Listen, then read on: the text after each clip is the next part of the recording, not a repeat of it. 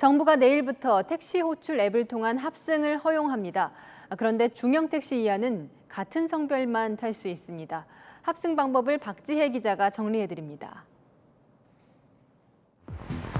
요즘 저녁 이후 택시 잡기는 하늘의 별 따기보다 어렵습니다. 카카오도 계속 이게 거부되고 되도록이면 이제 대중교통 타고 집에 오려고 하고 있습니다.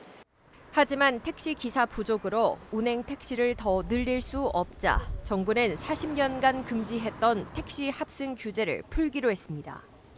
내일부터는 택시 호출 앱을 통해서도 합승할 수 있습니다. 이 합승을 선택하면 같은 방향, 같은 성별을 가진 상대편 탑승자와 자동으로 연결됩니다.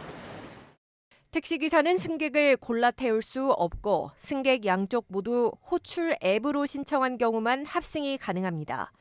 모든 승객에게 합승 상대방의 탑승 시점과 위치, 탑승 전 좌석 정보를 공지해야 하고 소형과 중형 택시는 본인 확인 후 같은 성별끼리만 탈 수 있습니다.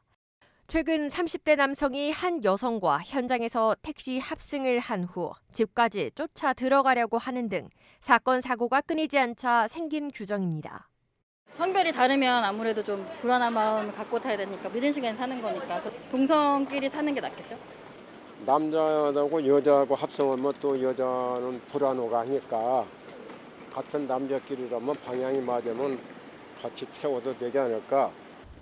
성별을 떠나 서로 모르는 사람이 좁은 공간에 있는 만큼 아직 불안하다는 의견도 있습니다.